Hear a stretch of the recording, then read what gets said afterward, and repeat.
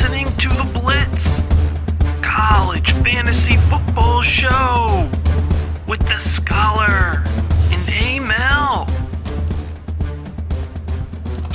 Yes, it is the Blitz College Fantasy Football Show, week 12 of the College Fantasy Football. We're here with John Laub, the Scholar, and Emil kadlec, the old man of fantasy.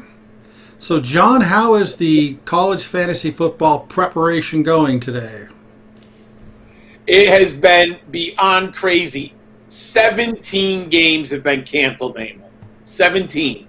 That's 34 quarterbacks, endless amounts of wide receivers, and lots of running backs. And it's the playoffs of college fantasy football. So I've been updating myself as of 5 o'clock. So as of 3 hours ago was the last update.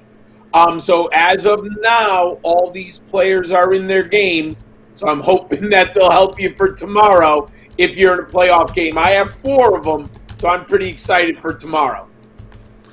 All right, I'm going to hold a second. I'm still having this problem. I'm going to stop and start. Darn it, this really annoys me. I apologize. Okay. Just all like right. I'm closing everything down I can. See if that helps. I don't know what's wrong. Too much RAM, maybe. Sometimes it takes up. Right now it's saying it's at 100. That's really stupid. Okay, sorry. Again. I think it was the recording. So let's see if it's still running. Yeah, still running. All right, why don't we continue? Sorry for the delay. No problem. So we're back up. We're back Yes, online. we are back online. All right. Let me let's double go. check one thing. You ready for the first view graph? Absolutely. All right, here we are. There we are, sir. Emil, we have a lot of high-scoring games this week. None of them in the 70s. So we haven't hit that threshold. We have a couple times this year, but we have some high 60s. Now, there are other games on the slate, but some of them the spread is over 20 points. And if I have a giant spread like that, I don't go near it. If you notice, we have UCLA at Oregon. That's the biggest spread at 1,700. That's about as high as I'll go, and that's actually increased. That was interesting, Emil. The UCLA-Oregon game, when I started on Tuesday with my research, that was a 13-point spread. It is now 17. So the sharps and the money are going down on the Ducks, which is fascinating. But I think there's fantasy goodness in that game. The highest game on the board, we've talked about Arkansas State a lot this year. Lots of good plays on the Arkansas State side. The problem is, we've mentioned, they have 2 quarterbacks. It continues to be a nightmare. But you can load up on their wide receivers. Great options there. Texas State. The Bobcats have some very interesting players. I wouldn't recommend any of this if you're desperate in a flex, I should say. They have 2 running backs, Calvin Hill and Brock Sturgis. It's a running back by committee. You could go there if you need someone. And we'll talk about a sleeper at wide receiver on the next slide for the Bobcats. But we have a 68 over-under there, so there is a lot of fantasy goodness in that game. Now we move on. This is interesting right now that we get a non-conference game this late in the season, but it's a very different season than we are used to in the past. And I'm actually really looking forward to this game. Liberty at North Carolina State. The Flames are an independent program, and they're undefeated, Emil. And they're in the top 5 because of their quarterback, Malik Willis. He's having a season for the ages. Now, you don't hear about him. You don't talk Heisman candidacy. It's not an elite program. They have a soft schedule. But Malik Willis is a college fantasy football star. He's just having a great season. Now, they travel to North Carolina State. We have a potential for a huge shootout here. 65 over under, North Carolina State, 4.5 point favorite. The Wolfpack have an ascending quarterback in Bailey Hockman. He has scored over 23 fantasy points the last 2 games. If you need a quarterback, go get Bailey Hockman. He's been hot, and we have a shootout expected for a home team here. You have 2 running backs. They also do running back by committee. Ricky Pearson and Zonovan Knight. Pearson plays regularly in the backfield, but Zonovan Knight's the game breaker, the home run hitter. He returns kicks. He's a good pass catcher. He does a little bit of everything. They have a nice tight end, Kerry Angeline. You can put him in your lineup. And Emeka Amizi and Thayer Thomas, both wide receivers are there. The Liberty side is tougher other than Willis. Their receivers don't produce a lot of points because Willis is a running quarterback. He has the potential for over 80 yards rushing in any game, and he has tons of goal line carries for touchdowns. The one running back you may want is Joshua Mack. He's back, he's healthy, but his upside is limited because of the quarterback's ability to score rushing touchdowns. One of the favorite games that I can't wait to see tomorrow is in the AAC, American Athletic Conference. This is a terrific contrast in style. Cincinnati is undefeated, number 7th ranked team in the nation. They are a defensive team. They are statistically a top 5 defense in the nation. Now, granted, they're not playing in the SEC or the Big Ten, so I understand that. But they should run the table and get a New Year's Day bowl invite. The Bearcats can play defense with the best of them. Their young quarterback, Desmond Ridder, is smoking hot. In the last month, he's a top 3 fantasy quarterback. Their 2 running backs, Jared Dokes and Jerome Ford, if you need one of them. And their wide receivers, Alec Pierce, Michael Young. You can get them in there. Now, why it's so interesting in contrast to style. The UCF Golden Knights are a throw, run team. They're going to throw 2/3 of the time. They love to throw. They have a great college fantasy quarterback in Dylan Gabriel. They use 2 good running backs, Otis Anderson, Greg McCrae, and they throw in Bentavious Thompson. Their receivers, Marlon Williams, Jalen Robinson, are great. If they ever got Trey Nixon, who has been questionable since the first game of the season, and he entered the season as their best wide receiver. If he ever got back on the field, they're loaded. So we have a classic matchup of defense versus offense.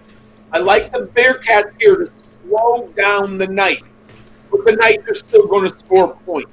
And they are a home underdog, which is fascinating because Central Florida is usually a heavy favorite at home. So this is a great game. I mentioned it earlier. I'm really looking forward to this game later in the afternoon, UCLA against Oregon. I saw the Ducks the first 2 games of the year. And if you haven't seen them yet, their redshirt sophomore quarterback, Tyler Shook, is good. Now, he's replacing Justin Herbert. And 2 seasons he learned under Herbert for Oregon. Now, he doesn't have as big of an arm as Herbert. We've seen Herbert's arm is special in the NFL. And Herbert is underrated of an athlete. He does score points with his legs. He buys a lot of time in the pocket with his legs. Shook might be a better runner than Herbert, but not as good of a thrower. Not convinced he's the NFL prospect. But the reality is, fantasy-wise, Shook has become a great fantasy quarterback in college football. Go out and get him if you need a quarterback. There are 2 running backs, C.J. Verdell and Travis Dye. Both of them could help you this week if you need a running back. I don't love any of their wide receivers. Jalen Redd and Johnny Johnson are their top 2. But Shook scores so many points with his legs. He scored rushing touchdowns, and he uses his running backs in the passing game. So if you're desperate, you can go with Jalen Red at wide receiver, but I think they're limited on their upside because the way the offense is structured. At UCLA, I'm sure hoping Dorian Thompson-Robinson, the quarterback, plays tomorrow. He's questionable. I think he's going to play from report. He has been outstanding the first 2 games of the year. A very underrated dual threat quarterback. If he gets in a shootout with the Ducks here, and the Bruins keep this close, Dorian Thompson-Robinson could be a great fantasy play tomorrow. I do believe he's going to play. They have a very good dual threat running back, Demetric Felton. He catches a lot of passes, and he's a great runner. Interestingly enough, the Bruins have a very good tight end, Greg Dulcich. UCLA and Chip Kelly employ their tight ends. If you need one, go get him. He can be placed into your lineup. Then we have Rice at North Texas. Emil, these 2 teams haven't played in over a month because of COVID, because of cancellations not only on their teams, but on the opponent's teams. But this has a 64 over-under. Both of these teams have very good offenses.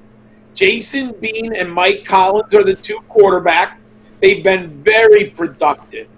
On the Rice side, Juma Ontalvenio, their running back, has been productive if you need one. And Austin Trammell is a very, very good wide receiver. They might start a little slow because they haven't played in a while. But Vegas says a 64 in a very tight game, each team should be putting up between 28 and 32 points. I love this game for fantasy goodness. And Jason Bean, the North Texas quarterback, is a very interesting one. And the big game on the slate, the SEC. Now, Alabama's a huge favorite, so I didn't put them on here. Arkansas versus LSU, 63.5. The Razorbacks are sneaky good offensively. I question their defense. However, LSU has all types of problems. Injuries have just brought this team way down. TJ Finley, their quarterback, is erratic. They have a lot of nice pieces at running backs, but they can't find that one stud. Terrence Marshall's the golden nugget. He might be a first-round pick in the NFL draft, at least a second-round pick, especially how well LSU receivers have done in the NFL. He's the stud in this offense. And their freshman tight end, Eric Gilbert, has been playing very good for a true freshman. I like him a lot. You need a quarterback, Felipe Franks on Arkansas. He's been playing well. Arkansas is getting a point, and the Razorbacks should put up 4 touchdowns minimal against LSU because their defense is atrocious. You can put Franks into your lineup. And that's the Scholars' marvelous matchups for Week 12. Wonderful. Off to the next slide. Oh, do we have 2 special players for everyone to watch? We are at the point in the season where it is no longer speculation.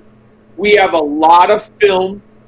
We've been able to analyze these players, and if you've been following us as the season goes along, I've been holding back on some of the true super studs till later in the season.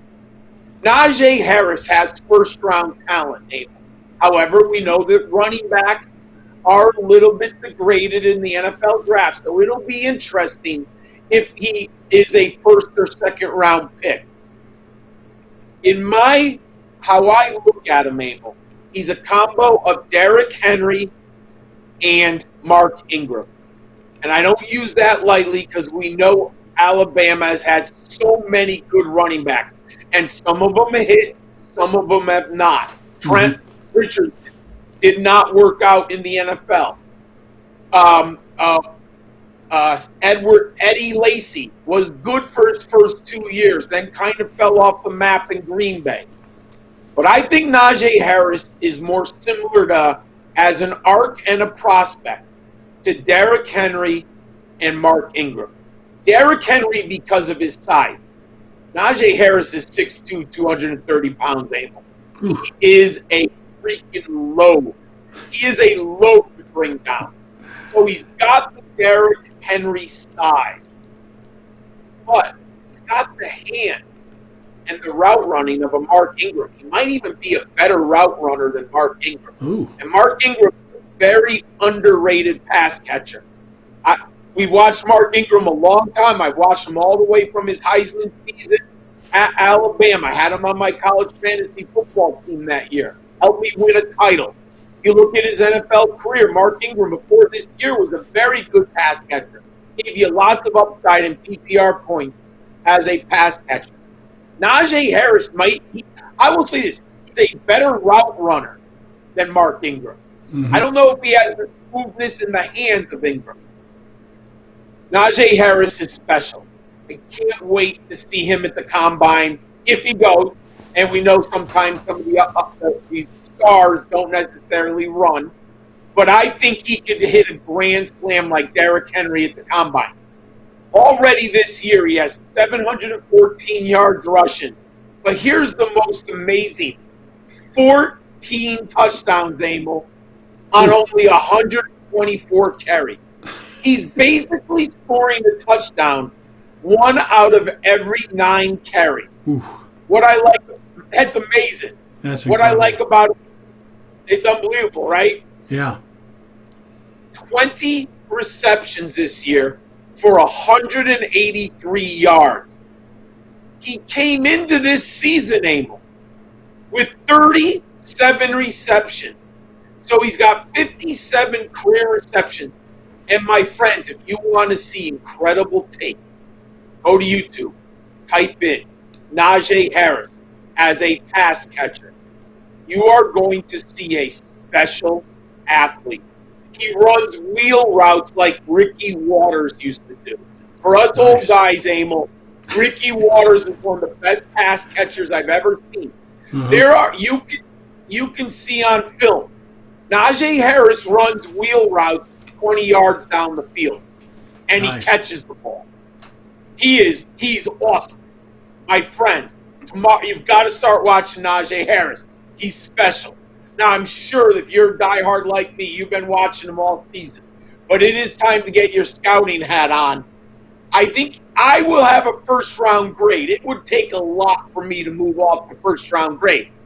But that does not mean the NFL will draft him in the first round because of the value, how they perceive the running back. But he's a great, great player. And tomorrow, I'm going to be watching Amon-Ra St. Brown. He is the younger brother of Equanimeous St. Brown. Oh, interesting. Who went to Notre Dame. Now, Equanimeous is still on the Packers, but he just hasn't broken through. I believe his brother is a better prospect and a better college football player, no doubt in my opinion. And we saw Equanimeous St. Brown play great his senior year at Notre Dame, and he ascended up the draft prospect rankings. He just has not achieved what it looked like he could have from a prospect standpoint. Now, his brother's a little different. Amon is 6'1", 195. He's a little bit leaner than his older brother. But Emil, he stepped onto the field at USC immediately as a true freshman. From day one, This young man has been playing for the USC Trojans at 18/19. Very young man. As a true freshman, 60 receptions, 750 yards. Last year, as a sophomore, 77 receptions, 1,042 yards. And this year, in 2 games, he's gone over 100 yards in each game, and he has 14 receptions. Amon-Ra St. Brown is a better route runner than his brother. He might not be as physically as imposing as his brother, and his brother was incredibly fast once we saw his athletic ability at the Combine. But the NFL is more than just straight line speed.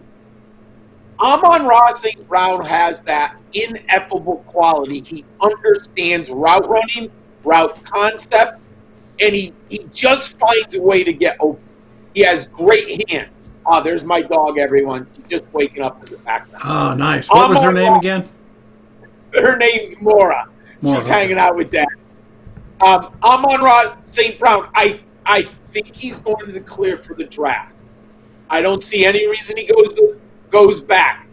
I have currently a second-round grade, but the wide receiver class is loaded, just like last year. So he could be a value in the third round.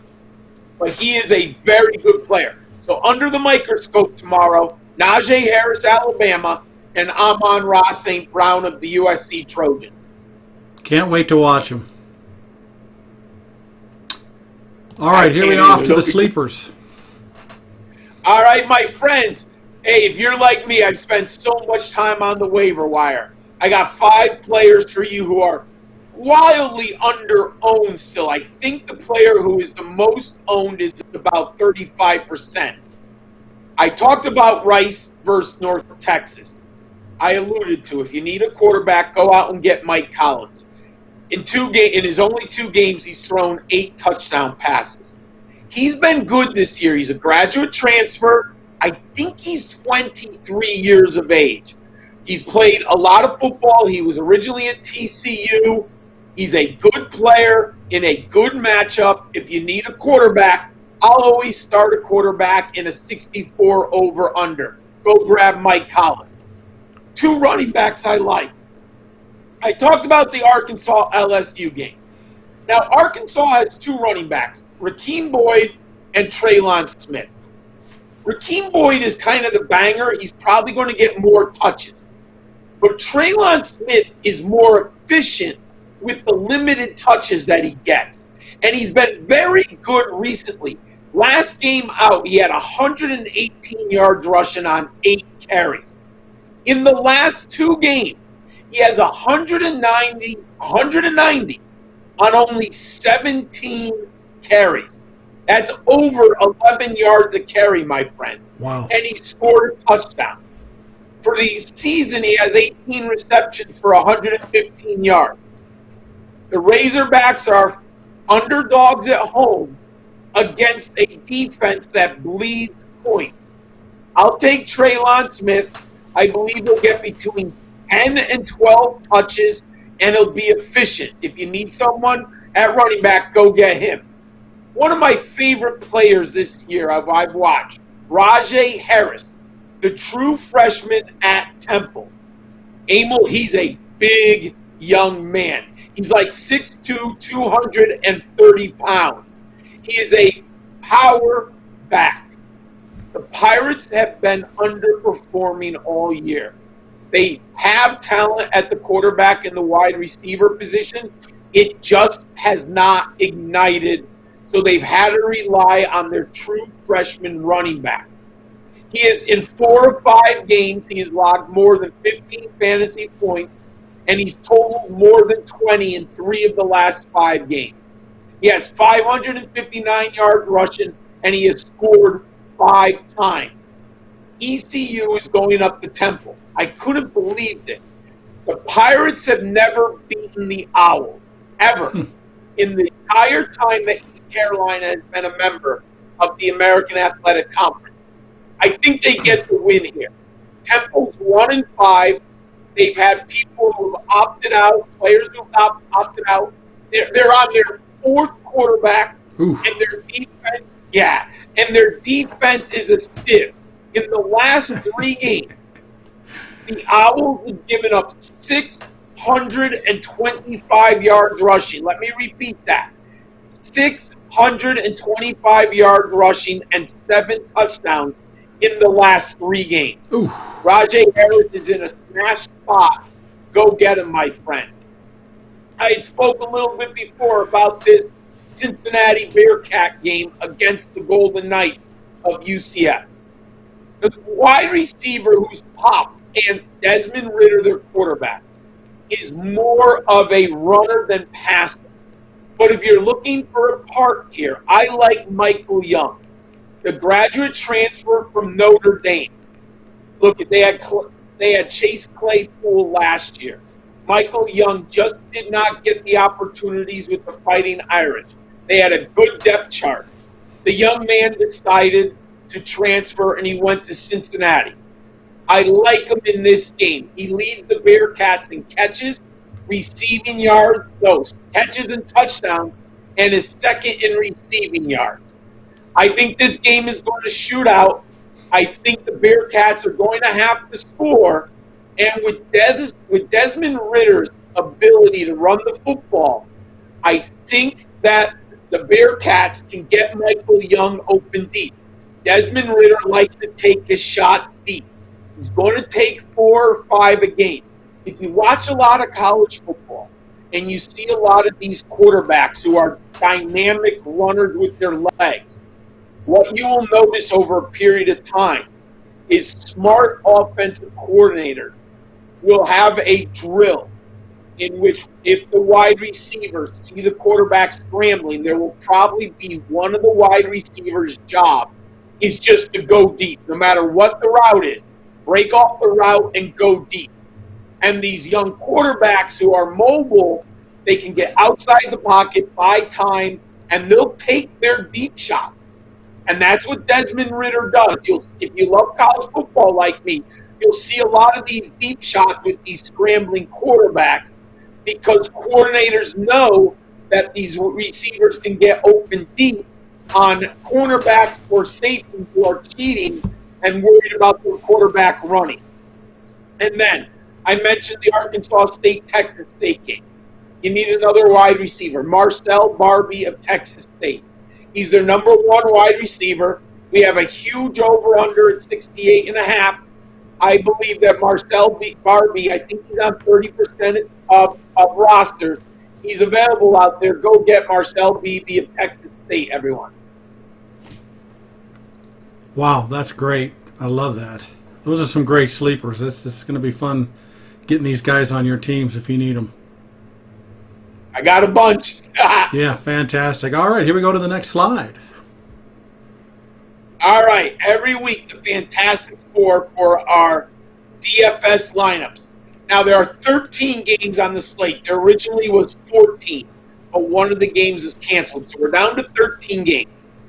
I don't usually like to see what made me pick what appears to be the obvious, but here's why I took Justin Fields this week. My friends, he isn't the top price quarterback on the slate. He's still the Heisman favorite. The Ohio State Buckeyes are undefeated, and Trevor Lawrence has missed the last 2 games. I couldn't believe this, Emil. I was shocked. Justin Fields is the 5th priced quarterback on the slate. Kyle Trask of Florida, Trevor Lawrence of Clemson, the aforementioned Desmond Ridder of Cincinnati. Shows you how well he's been playing. Hendon Hooker, Virginia Tech. And then Justin Fields. Emil. College football is interesting. When you have a Heisman candidate, you allow the Heisman candidate to pad his statistics. Yes. It's not like the NFL. Ohio State would like to see Justin Fields win this. Now, they should be Indiana. They're 20-point favorites at home. But Kyle Trask is having a great season. So Ohio State knows that Kyle Trask and Justin Fields are right now at the front of the race. Justin Fields has 11 touchdowns and no interceptions. He has not thrown a pick yet this year. I like Justin Fields because he does have upside running the football. In the first game of the year against Nebraska, he had 54 yards rushing and a touchdown.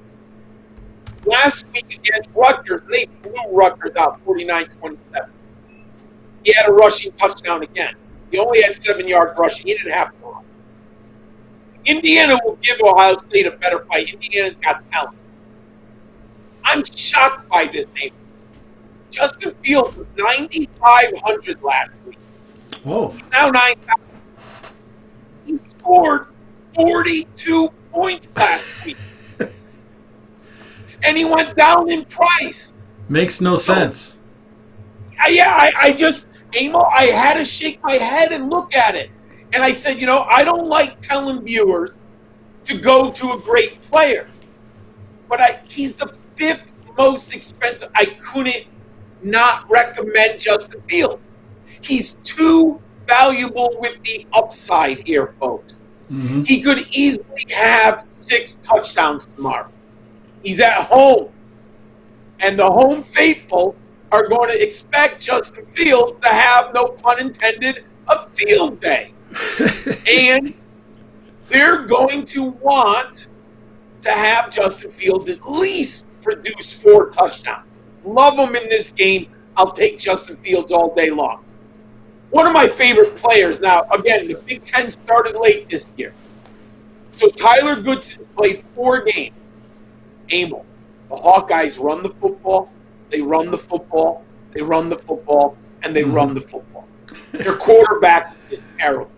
They have their receivers. It doesn't matter. Tyler Goodson, the last 2 games, 26 and 33 points. He is their offense. Those are some numbers. He has scored 4 rushing touchdowns and 255 yards rushing on only 34 carries. Oof. The one thing, the Hawkeyes, we know they usually have a better quarterback than they do this year. But the Hawkeyes always have a good offensive line. And they have a good system. They are underrated. They don't get the credit that Wisconsin and some of the other prolific offensive lines. If you love college football, if you're an NFL draft scout and you're looking for offensive linemen, you always go to Iowa. And we know they've had lots of draft picks in the last 10 years. Tyler Goodson for 7,500. You have Breece Hall at 9,900. Najee Harris at 9,300. You have Jafar Jefferson of Oregon State, 8,900. Travis Etienne, 86. Tyler Goodson could produce as much as all of them. He has the ceiling of 33 points. Go place Tyler Goodson in your lineups. Now, I want to save a little money. If you want to go heavy on the running back, maybe you want Najee Harris and Tyler Goodson.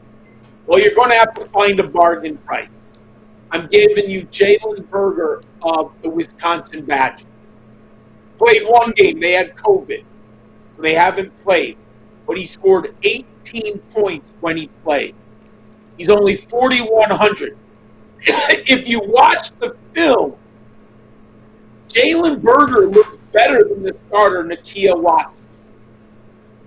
Berger looked like the more exciting player. He looked like he had a little bit more pop. I like Jaylen Berger here because we know Wisconsin Badgers are going to run the football. It's a good matchup. It's a tough matchup. But we're only paying 4,100. And that gives us a lot of opportunities to spend up at quarterback or get some of those great running backs in this slate. So I like Tyler Goodson and Jaylen Berger. Remember, you can play 3 running backs just like in NFL football. You can play 3 running backs because 1 can go in the flex. Perfect. Wide receiver, I'm going to give you a bargain here. I've talked about Kyle Trask. He's on this slate. I obviously want some of Florida's offense. Without their tight end, Will Pitts, it doesn't look like he'll play again. I like Trevin Grimes. Last week against Arkansas, 32 DraftKings points.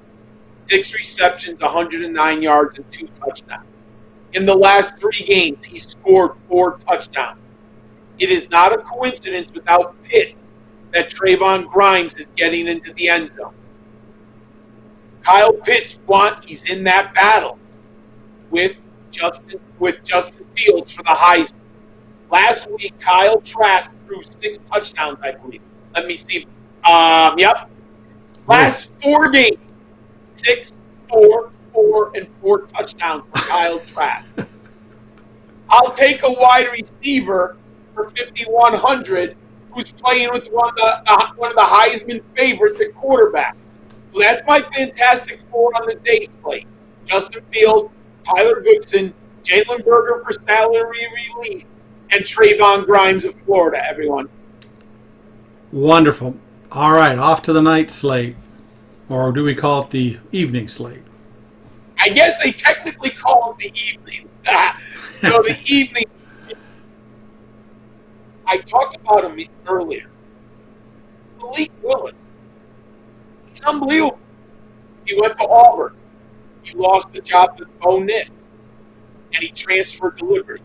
He is an SEC quarterback with SEC ability, but he's playing at an independent program. He's destroying people. They can't stop him. Listen to his last 4 games on DraftKings. 49, 55, 28, and 44 DraftKings. Oh my gosh. The numbers are silly. Here's the touchdowns. Running, just running. 3, 0, 1, 2. Passing, 0, 2, 6, 3. But why do I love him? The rushing floor. 168, 85, 97, 97. And wow. in each of the last 2 games, he's thrown for over 300 yards. He's got 11-0 touchdown to interception ratio. He's smart. He's great. He doesn't make mistakes, and he's a top-level talent. You got to play him in this slate. I don't care if he's 70% owned. When you have a quarterback, he's having that Lamar Jackson season. When I played Lamar Jackson the year he won the Heisman, you couldn't make a lineup without Lamar Jackson if he was on the slate, Emil. Wow. He just was scoring 45 to 55 points every game. And you can't make that up. If you don't have him, you know, even if you had a quarterback with 30, when Lamar Jackson was going off for 50, you were 20 points behind at the quarterback spot. Crazy. That hurt. That's what Malik Willis is right now. Go get Malik Willis. Now, for salary cap, we have to save some money. We're paying up there. So I had to find some bargains for our viewers. Tank Bigsby, we've talked about him. I think I've had him in 2 shows. He seems to be undervalued. I like him a ton. True freshman. Last 4 games, 23, 20, 28, and 19 DraftKings points for Auburn. Auburn's playing Tennessee. Tennessee's not very good, folks. Tigers here, this is a tough spot because they play the Iron Bowl against Alabama next. And anyone who loves college football, the Iron Bowl is one of those must-see games every year. But if Auburn wants to make it a magical season, if they want that Iron Bowl to mean even more, they have to beat Tennessee. I hope it's not a letdown here. I think they understand how important this game is. So I think Auburn's going to go out there and beat the Volunteers rather easily. And I like Tank Bigsby, the running back, a ton for 6,500. Always want a piece of that Oklahoma offense, Amy. Always want a piece. This time, it is only a 7-point spread against Oklahoma State. Why is this important, friends? Oklahoma blows people out, and their wide receivers, their starters, go to the bench. This should be a close game against in-state rival Oklahoma State. Well, what does that tell me? The starters remain on the field. The starters remain on the field. Oklahoma State should be able to keep this game close. Theo Weeks, he's only 4,600 here. Now, he's a little up and down. 14, 12, 18.5, and 6 DraftKings points. But they blew out Kansas. He only had 3 for 24. They took the starters out. If he plays 4 quarters, which that's what the game script tells us, Theo Weeks should have a 5 for nearly 100-yard day with the possibility of a touchdown. I'm going to take a piece of this Oklahoma offense in an in-state rivalry in a close game. Put in Theo Weeks, Oklahoma, 4,600. I want something on the other side of that Liberty game with Malik Willis. I explained to you. I think you run Malik Willis naked. I don't like any of the receivers, and the ones that are there are a little overpriced because he's a running quarterback. I used to play Lamar Jackson naked all the time when he was at Louisville. Actually, in the NFL, I'd play Lamar Jackson naked a lot, unless you throw Mark in there. But here, I'm going to go on the other side with the Wolfpack. I'm going to go with their senior wide receiver, Ucla Oregon. He's only 5,200 here. He's very consistent. 15, 14, 18, 13 DraftKings points in the last 4 games. Bailey Hockman's playing better, the quarterback. Ucla Oregon's a good wide receiver, and we have the highest over-under on the slate. So I'm going to take Malik Willis and come back with the opponent on the other side, Ucla Oregon, in this game. There's my Fantastic Four for the evening slate on DraftKings, my friend. Excellent. Off to the next slide. All right, all of those who watch Emil and I, we have 2 shows each week, the College Fantasy Football Show on Friday, and then we come back with Saturday, the Line of Scrimmage, our DFS Cash Game show. But we have so many great shows for you up on footballdiehards.com, videos, live streams. It starts every week on Wednesdays with Jason Brady and Kyle Dvorak, the DFS lineup show on Wednesday nights. Saturday afternoons, Ask Me Anything Fantasy Football, Bob Harris, DFS, injuries, regular season, waiver wire, pickups, anything the Hall of Famer will answer for you. Should you play Tyson Hill? We'll talk about that tomorrow, Emil and I. But Bob will also be able to answer that question for you. The DFS Line of Scrimmage game that I just talked about earlier, Jen Ryan and Emil do the Pop Till You Drop NFL player prop bets. And then Sunday at 10, Jason and Emil are back for the Football Die Hard Sunday DFS show. And Emil, when is Pop Till You Drop this week? Well, hopefully it's tomorrow morning, but Jen hurt her ankle, so she's not sure where she's going to be. So we're not sure, but typically it's going to be 9 on Saturday morning, and we're just TBD right now. All right, excellent. And you can find that out on the website, right? You'll announce it down the road. Correct. Excellent. So check those out. Great live streams to help you build lineups. All righty. Ladies and gentlemen, I'm back. I'm always honest. Last week, after a 3-0 week, Lady Luck disappeared. I went 1-3. For the season, I'm 16-16, but I keep going. So I'm a little down, but it's only the difference, the big as they call it. But I'm okay. I'm going to bounce back this week. I talked about Iowa. Penn State's a train wreck. Penn State's a disaster. They're 0-4. They're just terrible, Emil. Iowa can run the football. Penn State can't play defense. Their offense can't run the football. Iowa's in a smash spot. Happy Valley's not going to bother them. The cold isn't going to bother them. Iowa's cold, too. I like the Hawkeyes. I'm going to give the 2.5 at Penn State. I was talking about Amon-Ra St. Brown. They're going to Utah. Utah's an underdog here. I like home underdogs a lot. The Utes are going to control the clock. USC wants to play with those prolific wide receivers. Their quarterback, who we put under microscope, Keaton Slovis, last week, they want to throw the football. The Utes want to be physical, and they want to beat you up. They beat you up with Zach Moss the last 2 years, and then they beat you up with Devin Booker before that, the current Raider, former Bronco. The Utes play very good defense. They have NFL players all across the front 7 in the league. They also have NFL talent defensively here.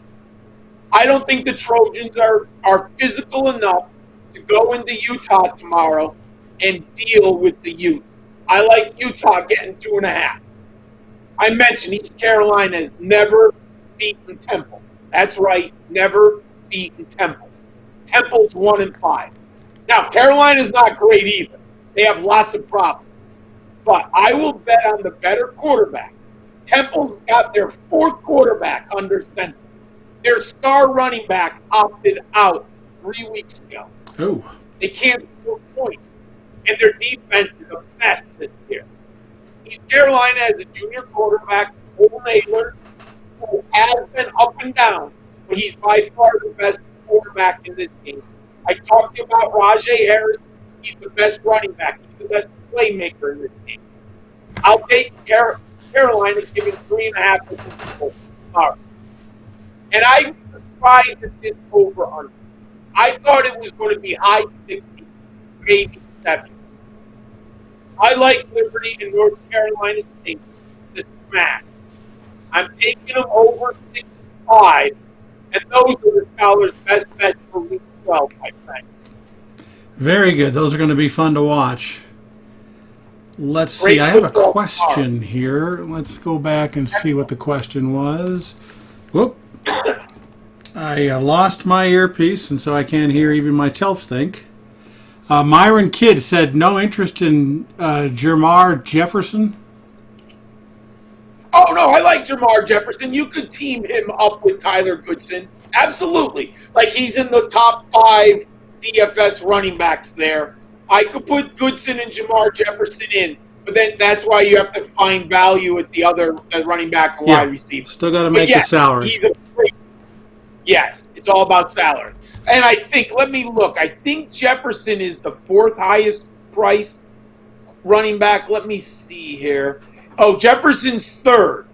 So you have Jefferson behind Najee Harris and above Travis Etienne. So he's pricey. But I did like Goodson because he's the salary savings is best. But you could easily put Jefferson and Goodson in a lineup. All right, here's another question that I don't understand. James Lill, what's games you tease? Please help. 4 or 5 games. Does that make any sense? I lost you, Emil.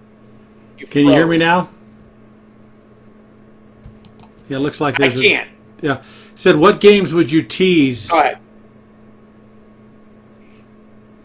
Does that make any sense? What games would you tease? Oh, what games would I put together? Yes. Let me get that chart again. 1 second. I want to make sure, I would tease East Carolina and Iowa. Those are the 2 I'm most confident in. Okay, cool. I'm assuming he means a 2 team. Yes. He said East 4 or 5 and Iowa. 5. It didn't make a lot of sense. You want 5 games? 4 to 5. Well, I would do. If you want, I would start with these 3 that I gave you. I would, if you're doing like one of those 5-team parlay, I would go Iowa, Utah, East Carolina. When I hear teaser, maybe I'm wrong. I think if it's just 2 teams, but maybe he's doing a 14 teaser. Yeah. I wish I had it, but I would use all 3 of those. And what that does, it allows you to move the line depending on how you bet. Okay. So if you do 5 teams, you line, so there's some advantages to that. Fantastic. All right. Wonderful show. Anything else you'd like to add? Oh, I had a great time. No, I just enjoy the games. Hey, we're coming up to this is the time to start scouting. We're going to have playoff games, conference championship games. This is when I really start to I've been digging all year, but now is when Thanksgiving is the time I'm going to hit it hard, get ready for the NFL draft. The NFL really to me, now is the time to start thinking about these players. Fantastic. All right. Thank you so much. I think the audience got some great information, and good luck tomorrow on Saturday.